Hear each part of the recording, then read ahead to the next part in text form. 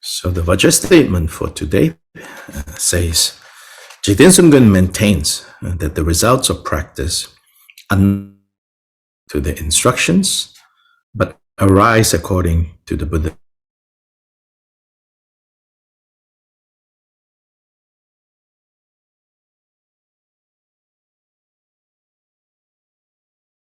In response to the practice of secret mantra.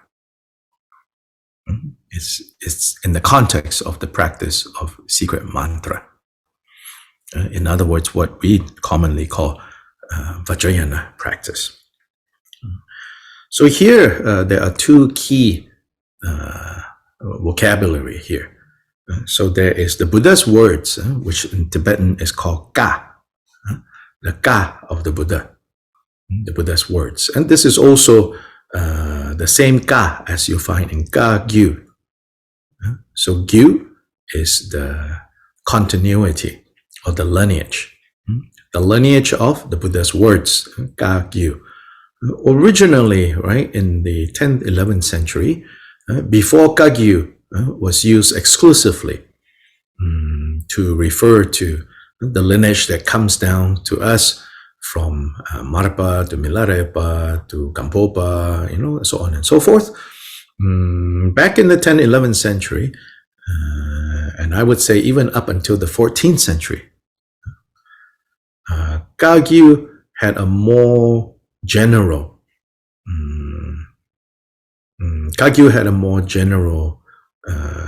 meaning as simply a lineage that carries the words of the Buddha, the ka. So as a result, in fact, there are references from that period to Atisha Kagyu and Dapo Kagyu. Atisha Kagyu refers to the lineage of the Buddha's words that comes down to us from Atisha. Dakpo Kagyu, Dakpo refers to the place that Gampopa came from, of Gampopa, kind of established himself, rather. So then it's called Dakpo Kagyu. That means the Buddha's lineage that comes from Dakpo Laje, meaning Gampopa. So anyway, ka. So here translated as Buddha's words is the ka. Then translated here as instructions can often also be translated into English as pith instructions. And this is referring to the Tibetan word damnga. Damnga. Pith instructions meaning very, very kind of essential instructions. So then especially in the practice of Vajrayana, there is, I think you could say, there is this perceived tension between what is called Dhamma, these pith instructions, and what is called the Buddha's ka. So that in Jigten Sumgon's time and even to this day, there is this idea that the Buddha's ka, the Buddha's words, and where do you find the Buddha's words? In the Tripitaka, in the collection of sutras, in the collection of Vinaya, in the collection of Abhidharma. So then there is this feeling, or this implied or maybe even explicitly stated, as for the Buddha's ka, it's just very general teachings. As for the lineages, Dhamma, the lineages pith instructions, they are very special. So then you have words, you have things like the whispered lineage, from one lineage master to the ears of, whispered, So these are like the Dhamma. Oh, the Dhamma, very special. Dhamma, very special. So it's in response to that way of thinking, that Jigten Sumgon. By now, you should not be surprised, that he will say, actually,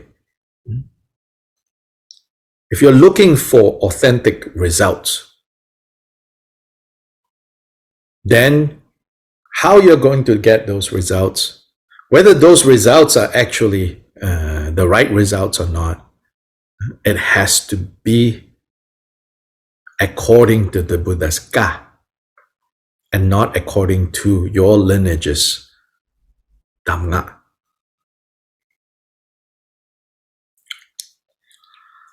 This can be quite surprising and shocking, to others, because there's so much emphasis, right, in the practice of Vajrayana, in the practice of Mahamudra, on lineage, and the specialty of the lineage, and the importance of your Lama, what your Lama says, elsewhere you read, they say what your Lama says, surpasses even what all the Buddhas of the past, present, and future says, and then you come across statements like this.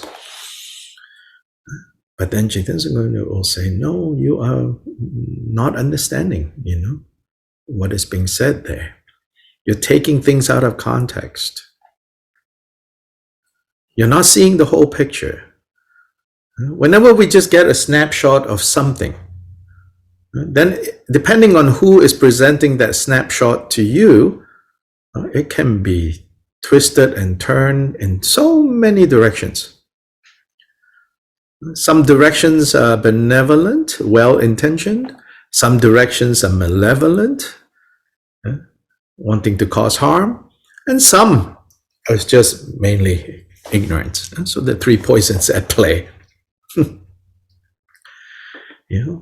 Whenever we just get a snapshot of something, and not the bigger picture. And the bigger picture is so complex also.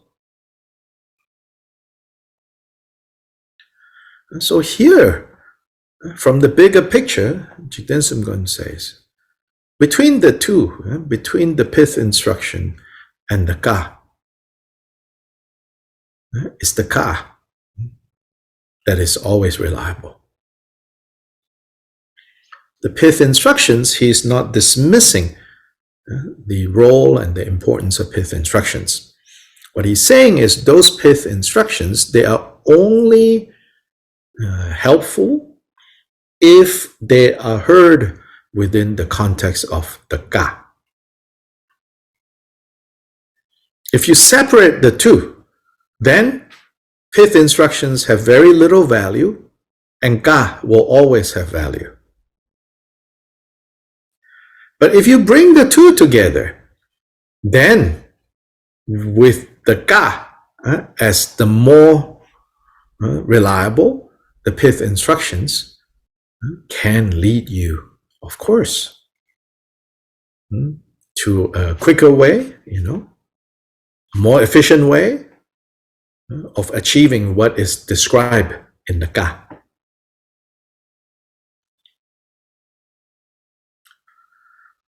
So, from the bigger commentary, it says, there are, for example, there's all these Dhamma, like pith instructions that talks about how, for example, we mentioned a lot about, the need to, actualize the three kayas. When you actualize the Dharma kaya, you also actualize Sambhoga kaya and Nirmana kaya. And when it comes to especially Nirmana kaya and Sambhoga kaya, which are form bodies, one is more subtle than the other. Sambhoga kaya is more subtle. Nirmana kaya is more physical, gross forms.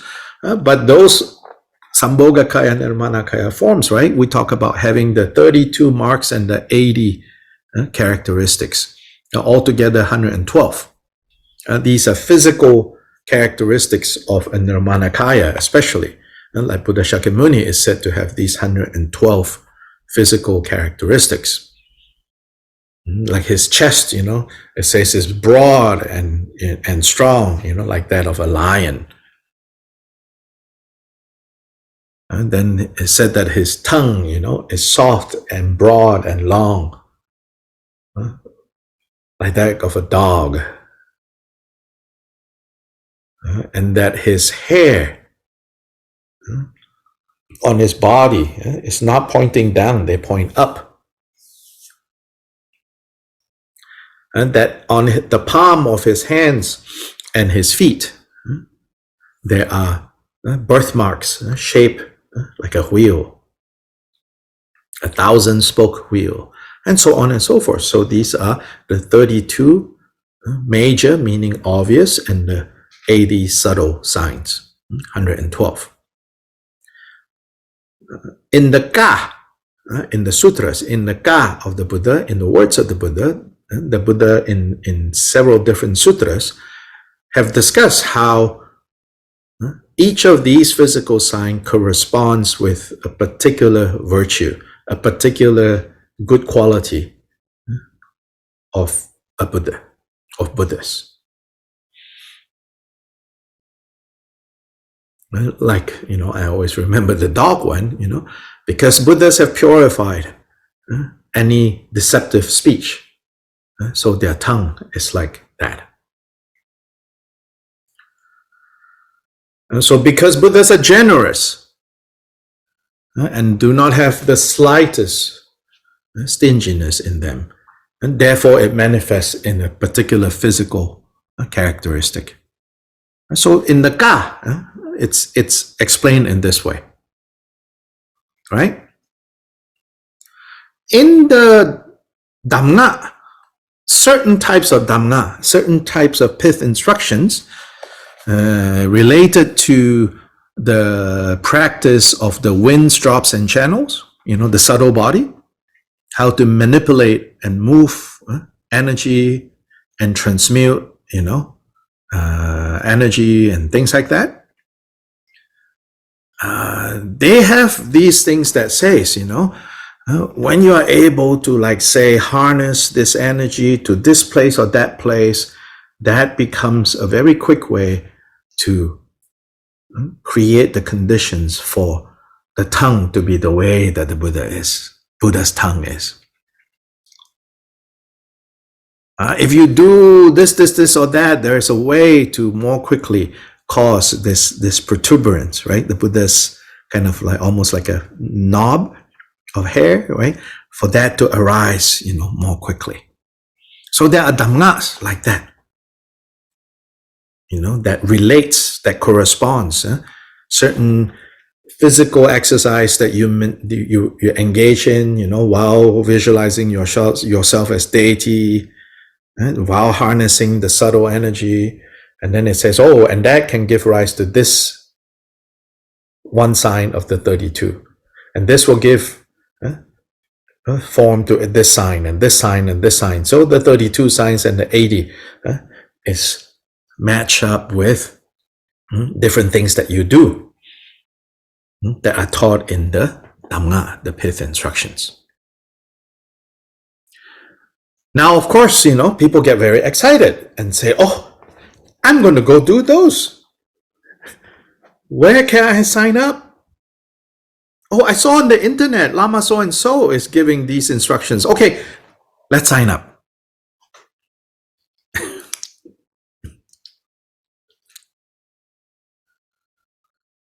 So in this context, Jiten Sumgon is saying, hey, what does the ka says? The ka says, the Buddha's words actually say, stop engaging in deceptive speech.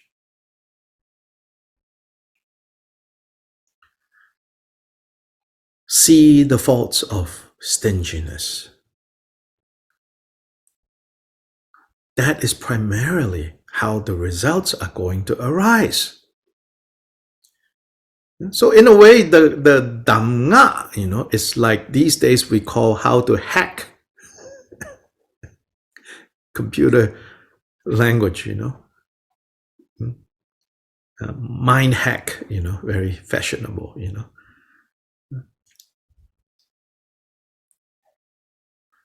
Jigten Sumgon is not dismissing the proper role of Dhamma, but he is definitely saying, if you think you can hack your way, to enlightenment, then you got it all wrong. If you understand that, this physical quality of the tongue is related to the mental quality of non-deception, then if you have the Dhamma and you know how to apply it, maybe the dendra, the interdependence, comes together more quickly.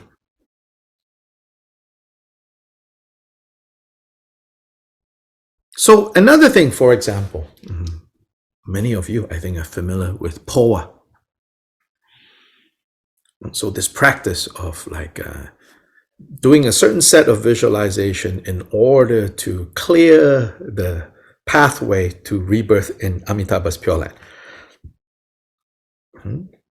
Outside the context of POA, it says that you develop this by developing faith and confidence in the possibility of being born in such an ideal place as Amitabha's Pure Land. Amitabha's Pure Land is ideal because, not because it resembles heaven, although its description makes it sound like, oh, I will go to a Buddhist heaven. Unfortunately, that can mislead people into thinking, oh, that's why Amitabha's Pure Land is so great. No, Amitabha's Pure Land is so great because it's the most conducive environment for quickly achieving Buddhahood. And why are you in such a hurry? Because of sentient beings. Because of not being able to withstand 1 minute longer unnecessary suffering of sentient beings. So first, generally it says, you need to have this understanding, this devotion, this belief, this ability to appreciate and to say, and therefore, yes, I want to go to this place, of course. And it should not be, oh, I want to go to this place because I don't want to burn in hell. Which is the usual reason for why people want to go to heaven. Because I don't want to burn in hell. I mean, who wants to burn in hell? But it says, but if you are motivated to go to Amitabha's Pure Land that way, it's going to be hard. Then second, so you need to have this kind of devotion, this kind of understanding. And then also you need to have, and within that, is this bodhicitta implied there. Why do I want to go to the Pure Land? Well, it's for this reason. So bodhicitta, not explicitly stated, but implied there. Then you need to not only know that it is possible, but you want to have that desire, and that's related to. So what is this desire? This desire is not just to get to a happy place.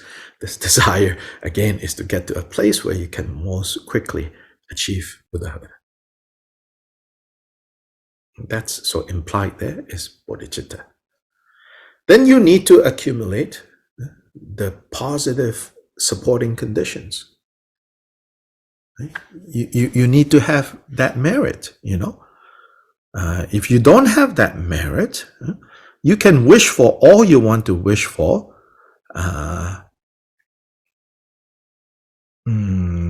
Keep wishing, It's not going, simply wishing is not going to make it happen. So you need to accumulate merit. Then you need to dedicate that merit towards achieving that destination. So these four are sometimes called the four causes of rebirth in Sukhavati, in Buddha Amitabha's Pure Land. So those are in the general Ka of the Buddha. Then in the Dhamma of the lineage are practices like Poa.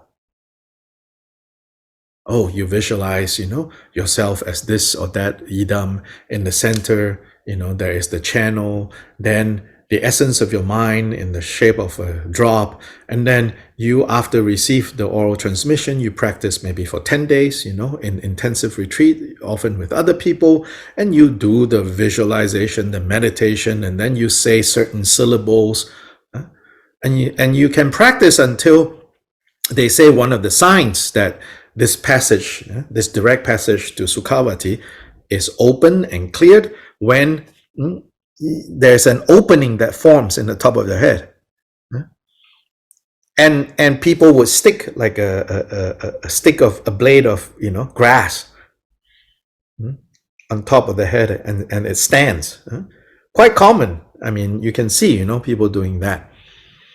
And you might think, oh, guaranteed now. Actually, no. Not at all. If you don't have the 4 causes of rebirth in Pure Land, it's still possible to cause up here to open. Because this is through concentration, then some physical things happen. So this is a good example of how you think you are following the Dhamma, the pith instructions. So you keep saying the syllable, whether it's pe, whether it's hri, forcing, until this becomes sore. Then it opens, and then you can stick a grass. And then you think, oh, yes, Amitabha, see you soon. But not too soon,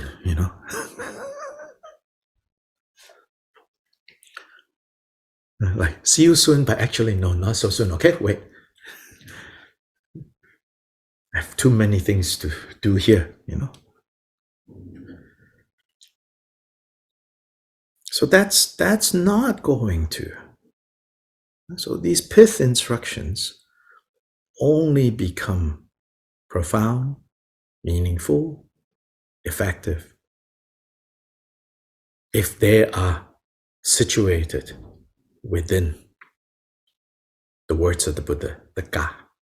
So that's why here Jigten Sumgon says, in 518, he says, faults and qualities of practice, whether it becomes, whether through our practice, whether it gives rise to faults, whether what appears are faults or qualities, we should not measure them through the pith instructions, but we should measure them, we should understand them, we should cultivate them primarily based on the words of the Buddha, which is found in the sutras and tantras. Then, of course, we learn the sutras and the tantras, yes, from our teachers.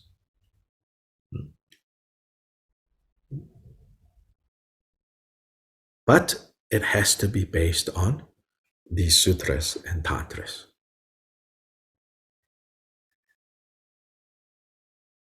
Then only pith instructions, to the degree that they are authentic pith instructions, meaning instructions based on authentic experience of previous practitioners, reliable, and it has come down to us, then they become effective. So now let's look at Khenpo Kunpal's commentary. He says, concerning what to practice, it is said, if you practice in this way, these results will arise. This is more like the opinion of the pith instructions are more important. So then, in whichever way one practices the teachings about the results of meditation practice that are according to these pith instructions, which are only profound Dharma teachings in name, the results will not arise. Meaning the results The real results, the true results that you're looking for, they will not arise if you only practice the pith instructions without understanding how they fit into, and more importantly, the words of the Buddha.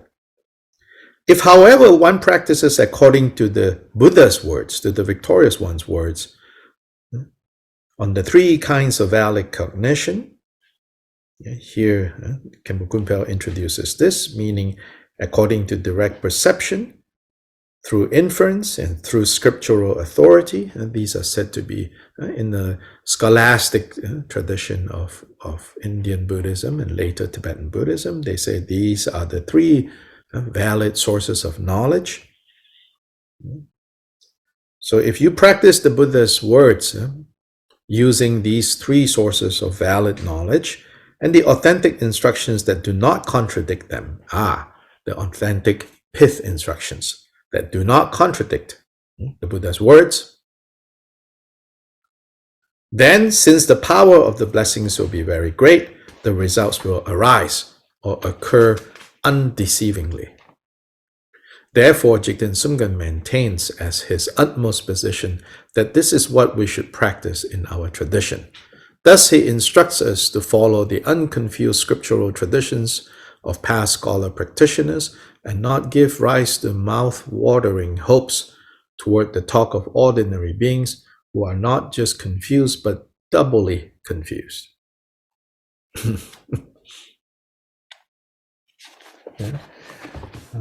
In the larger commentary,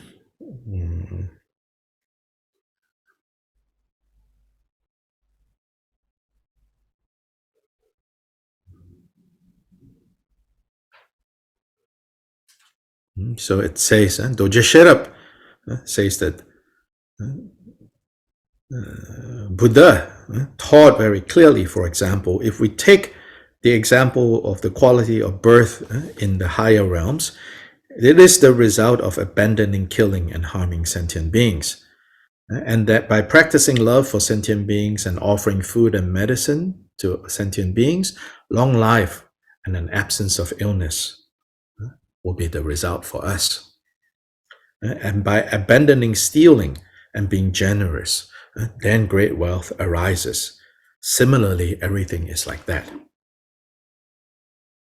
So again, pith instructions, for example, of maybe saying, oh, you can do water offering the Jambala. But that's just a secondary supporting factor.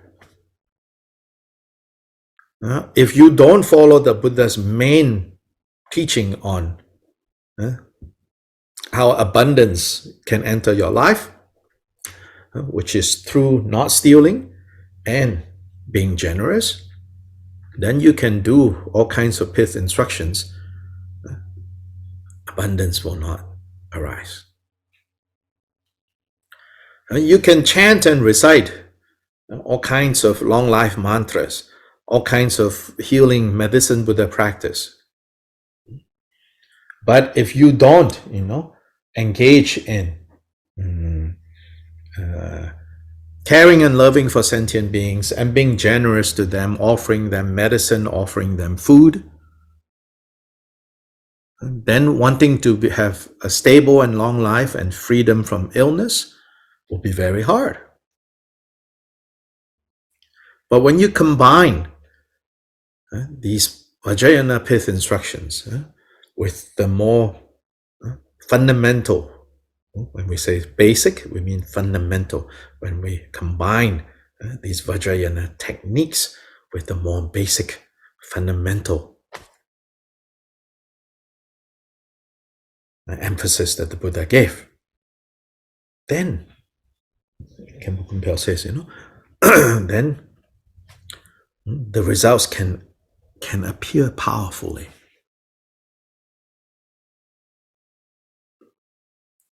So this is the point of 518.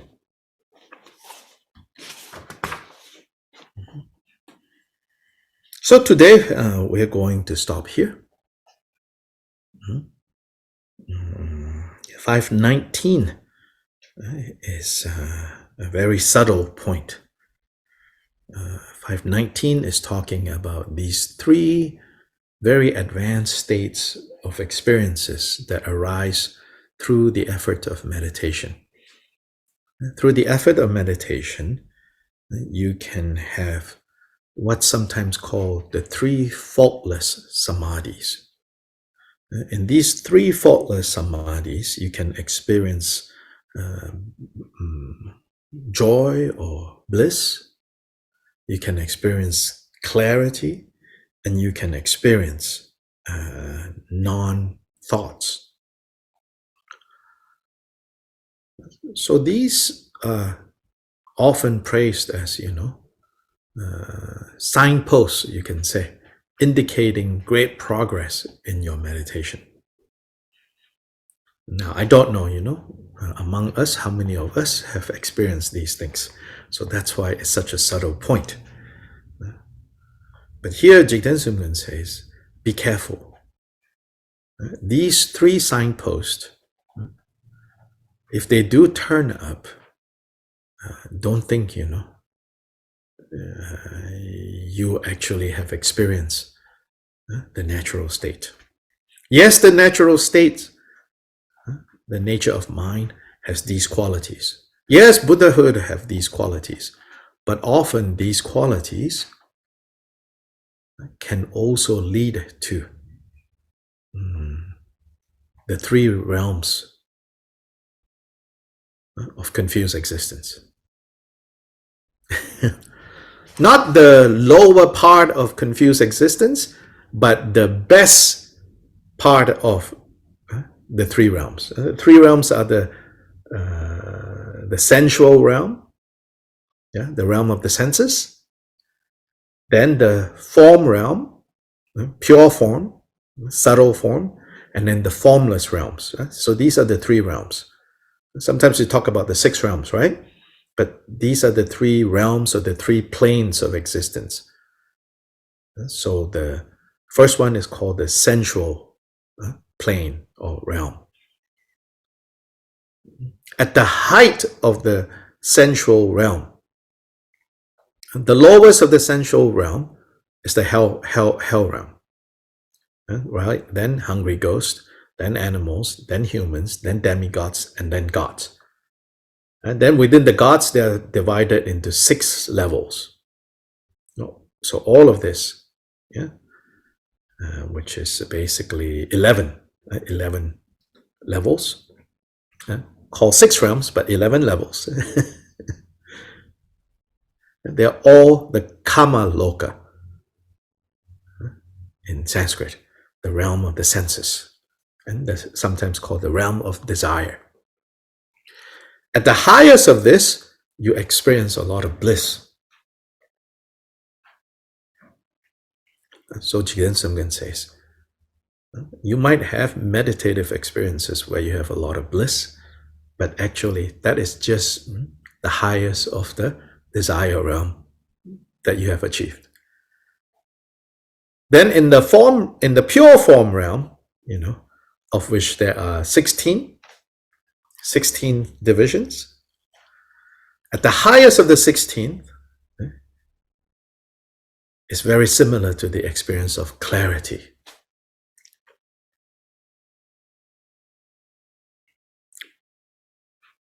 But it's still within the 3 realms of confusion. Then the last one, called the formless realm, there are 4 divisions, 4 levels. At the highest, you will experience non-conceptuality, no thoughts. But that's just the highest of the formless plane. That's basically the next Vajra statement.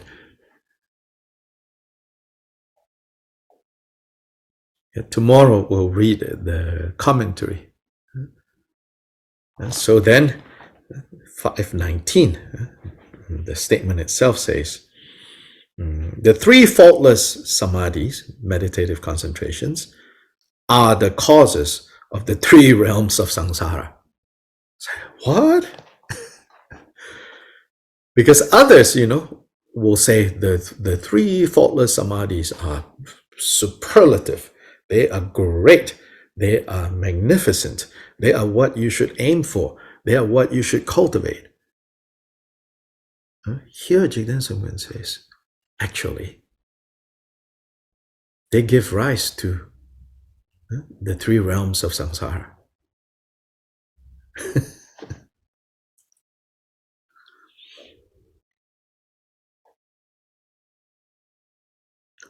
So this is talking about a very advanced. So in that sense, I think we should not talk too much about it. We're just speculating. Because we have no experience of these very profound states of mind. But it's good to know a little bit, because even when we are just experiencing little small things, you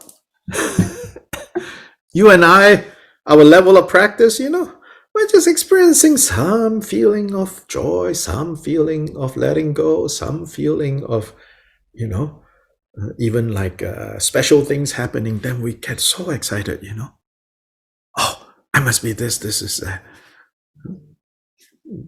Vajra Statement number 19 says, even those very profound experiences could still be just the causes for giving rise to the three realms. So it's very sobering, I think. So even though Statement 19, I feel, the real weight of that statement is hard for you and I to really appreciate. But the general meaning of Statement 19 is very sobering. As in, prevent us from getting carried away by thinking, oh, I have achieved this, I've achieved that. Oh, I experienced this. I have people, just a little bit of, some kind of, just some conditions coming together, whether it's in a meditation retreat or whether they're doing drugs or whatever, having these experiences and then like so convinced, yes, I'm there. Yes, this is happening. Oh, no. Just temporary gathering of, conditions giving rise to these experiences. Not reliable. Yeah. Okay, so now let's do dedication.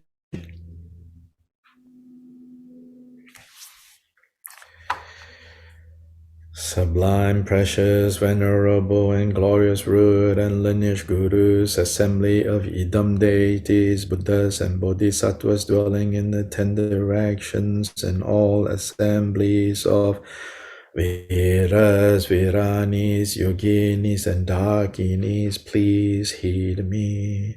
May the virtues collected in the 3 times by me and the entirety of samsara and nirvana and the inherent root of virtue not result in the 8 worldly dharmas, the 4 causes of samsara, and the resultant states of hearers and solitary realizers, and may all mother sentient beings, limitless as the sky, particularly those enemies who hate us, obstructors who harm those who create obstacles, maras who mislead, and their mara retinues, have happiness, be separated from suffering, and quickly attain the unsurpassed, perfect, and precious Bodhi. By the power of this vast root of virtue, may we benefit sentient beings with body, speech, and mind. May the afflictive thoughts of attachment, aversion, ignorance, pride, and jealousy not arise in my mind stream. May thoughts of name, fame, gain, respect, and so forth in this life not arise for even a moment. With my mind stream moistened by love, compassion, and bodhicitta, may I come under the care of virtuous spiritual friends, and having become as limitless as space, may I achieve the supreme attainment of Mahamudra in this very life. by the virtues collected in the three times by me, and the entirety of samsara and nirvana. And by the innate root of virtue, may I and all sentient beings quickly attain the unsurpassed, perfect, complete, precious Bodhi.